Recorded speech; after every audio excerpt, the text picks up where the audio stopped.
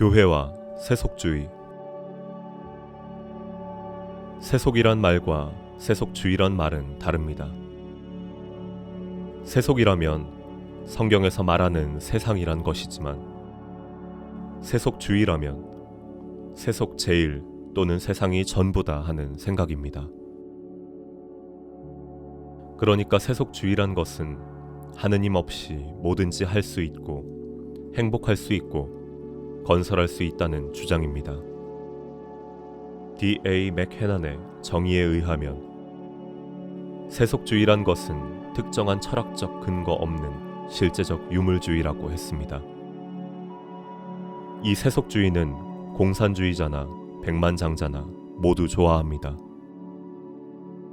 도덕적 책임을 추구하는 하느님이 없고 물적인 세계에만 살려는 점에서 일치되어 있기 때문입니다. 무신론적 공산주의자가 몇천 명이라면 무신론적 세속주의자는 몇천만 명일 것입니다. 그러면 기독교에서는 세속주의와 어떻게 대결할 것입니까? 출가승처럼 살 것입니까? 신비스런 환경, 장엄하고 아름다운 예배의식 속에 살 것입니까? 그 매혹적인 음악, 섬세하게 하늘을 감도는 향연 속에 황홀을 안고 안개서린 눈으로 천사를 그리며 살 것입니까? 이런 것이 신성하고 이런 분이 성자라고 한다면 예배 행위는 선을 행하는 능력이 아니라 매혹하는 수단일 것입니다. 이런 방법으로 세속주의를 막아낼 수는 없을 것입니다. 또 다른 방법은 없을까요? 개혁교회에는 강단의 소리가 있습니다. 예언자적 정신으로 그리스도 복음을 외칩니다. 하느님이 오늘 여기서 선포하는 메시지를 전합니다. 예배자 모두가 감탄합니다. 헌금 액수가 조금 늘지 모릅니다. 그러나 예배당에서 나와 호화스러운 저택에 살며 회사나 관공청에 나가 집무할 때 그들은 온전히 세속인이 됩니다. 이런 것으로 세속주의를 이길 수는 없습니다. 일요일은 예배날이 아니라 휴일입니다. 성례전 대신에 유흥의 날이 되었습니다. 그러면 이 눈앞에 육박해오는 세속주의를 어떻게 막을 것입니까? 기독교는 교리보다도 생활을 앞세우는 종교입니다. 믿고 행하는 것이며 행함으로 믿는 것입니다. 세속을 향하여 선을 행할 것입니다. 싸우는 곳에 평화를 선포합니다. 평화운동이 전쟁을 삼키게 합니다. 가난한 고장에 사랑의 분배를 윤활하게 신속하게 합니다. 산업사회에서의 이윤균점을 제도화합니다. 이런 것은 복음의 숨은 샘터임과 동시에 나타난 빛입니다. 그렌펠은 라브라도어의 한 지대 환경을 개발하여 그 지방 어민들을 잘 살게 했습니다.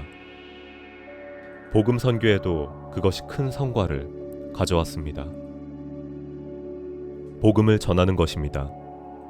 사람이 떡으로만 사는 것이 아니고 하느님의 말씀으로 산다는 예수님 말씀을 전할 것입니다. 그 복음을 더하지도 말고 덜하지도 말고 빌붙지도 말고 명령하지도 말고 전적인 그대로 전할 것입니다. 교회를 세워 운동의 본부로 삼고 행동에 옮길 것입니다. 교회로 하여금 소리 없는 고장의 소리가 되고 유랑자에게 홈이 되고 살상당한 자에게 선한 사마리아인이 되게 하는 것입니다. 전 세계와 협력할 것입니다. 우리가 크리스찬이 된다는 것은 세계의 크리스찬이 된다는 것을 의미합니다. 복음은 개인에게 진리일 뿐 아니라 사회에도 국가에도 전 세계 역사에도 진리인 것입니다. 우리는 가만히 앉아 주님 오시기만 기다릴 것이 아닙니다. 노르웨이의 벨그라드 감독은 말했습니다.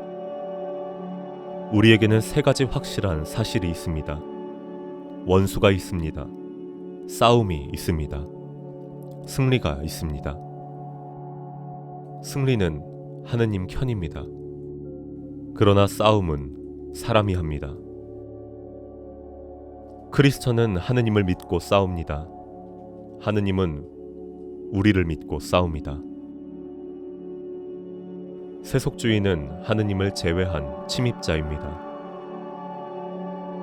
모든 피조물은 창조주 하느님의 것입니다. 인간은 최선을 다하여 모든 피조물을 하느님 나라와 그의 의를 위하여 쓸 것입니다. 그리하면 하느님이 도우시고 또 힘을 주십니다. 전적인 그리스도를 전하고 생활하는 기독교에 입대하여 하느님 나라와 그의 의를 위해 싸웁니다. 그리하면 세속주의는 패배할 것입니다. 세계는 하느님의 것, 복음은 세계의 것, 인간은 하늘나라 건설 부대, 세속은 그 공사장입니다.